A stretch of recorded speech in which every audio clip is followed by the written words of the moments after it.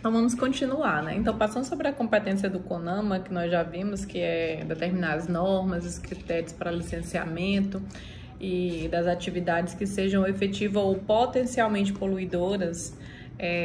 Passando desse primeiro momento, nós vamos já falar então dos órgãos centrais, né? Ou do órgão central no singular. O órgão central é o Ministério do Meio Ambiente. O Ministério do Meio Ambiente tem a função de planejar, coordenar, supervisionar, controlar como órgão federal a política nacional e as diretrizes governamentais para o meio ambiente, né? Então, é ele que vai estar coordenando. Então, existe um planejamento superior ao Ministério do Meio Ambiente e ele vai estar coordenando, supervisionando e ainda controlando como órgão a efetiva aplicação das diretrizes, né, governamentais que são realizadas, que são construídas para o meio ambiente.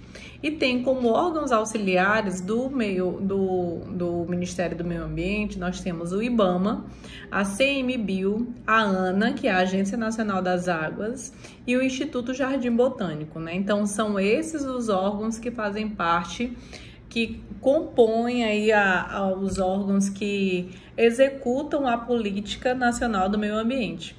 Então, os órgãos executores, que são o IBAMA, né, primeiramente é o IBAMA, que é o Instituto Brasileiro de Meio Ambiente e dos Recursos Naturais Renováveis, e a CMBio, ICMBio, né, que é o Instituto Chico Mendes de Conservação e de Meio Ambiente.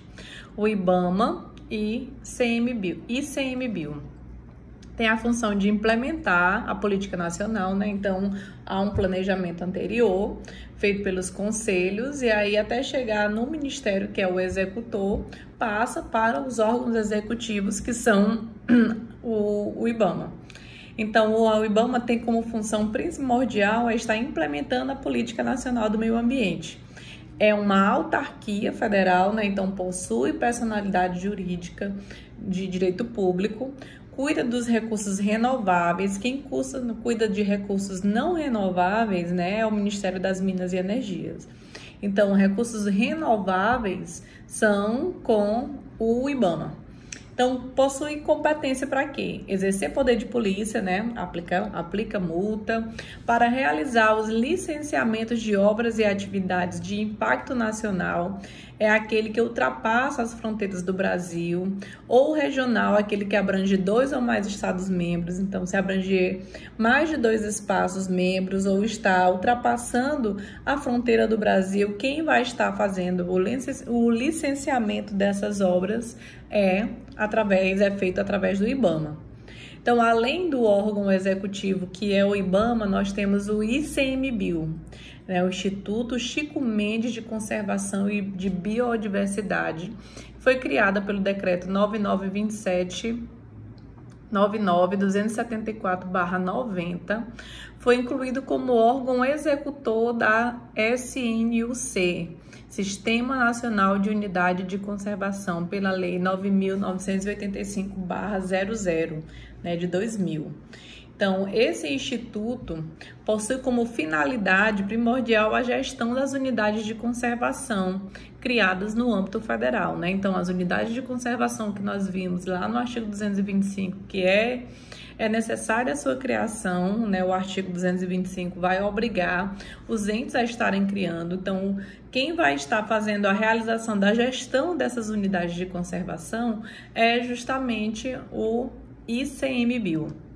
É o Instituto Chico Mendes de Conservação e de Biodiversidade.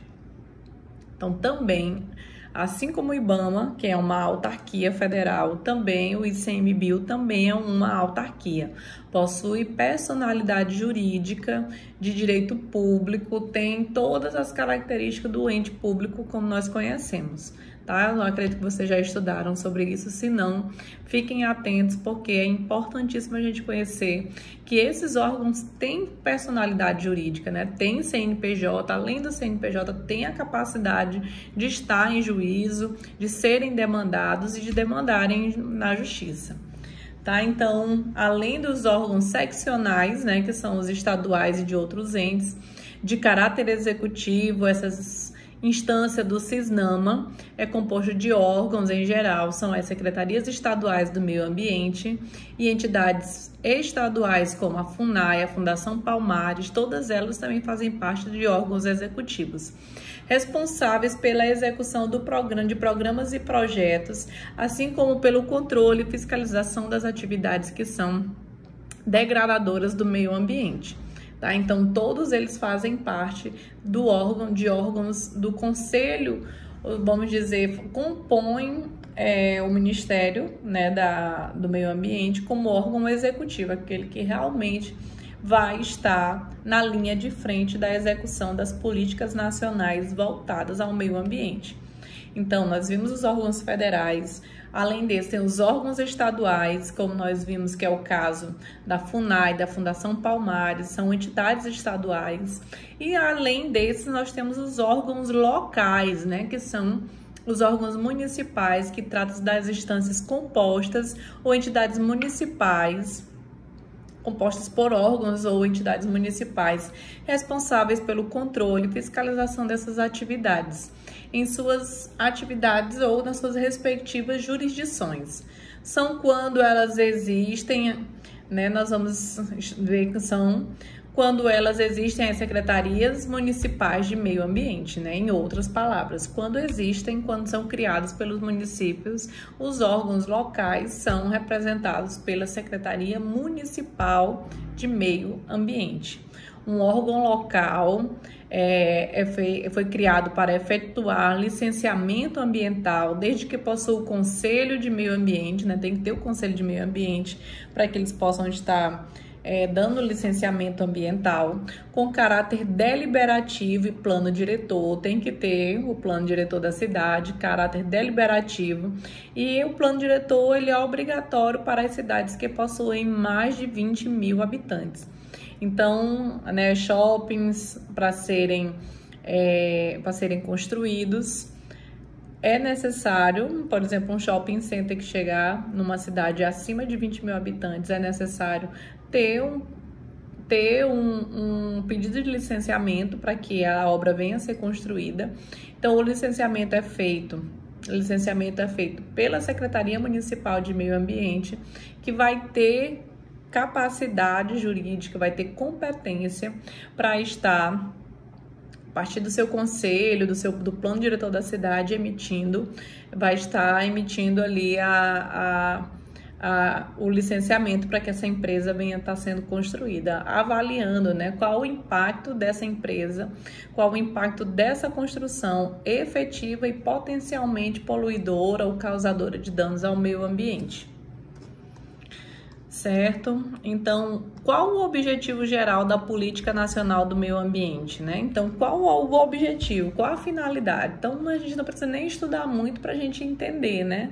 Que é a preservação, a melhoria, a recuperação da qualidade ambiental que o meio ambiente vem a proporcionar à vida, visando assegurar no país condições de desenvolvimento socioeconômico aos interesses da segurança nacional e a proteção à dignidade da pessoa humana, né, ou da vida humana, como nós falamos desde o início. O objetivo principal, como fundamento da República, até como nós já sabemos, é justamente garantir que a dignidade da pessoa humana ela venha a ser efetivada. Então, para ter uma vida digna, é necessário também se ter um meio ambiente equilibrado. Então, por isso que as políticas nacionais elas são construídas, visando a garantir uma qualidade de vida ou uma vida digna para todos os cidadãos brasileiros.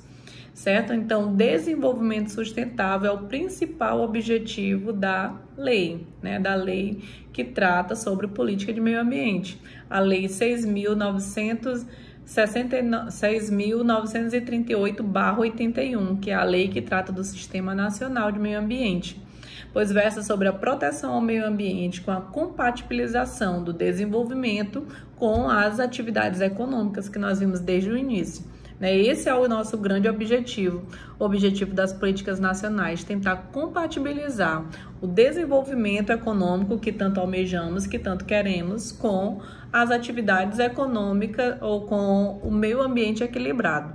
Então, é necessário fazer essa compatibilização e está aí a administração pública através dos seus órgãos diretivos, consultivos e executivos, que são aí a política de meio ambiente vem estar sendo atingida a sua finalidade. Então, quais os instrumentos, né, que a lei garante para a Política Nacional de Meio Ambiente? Ela vem estar sendo concretizada.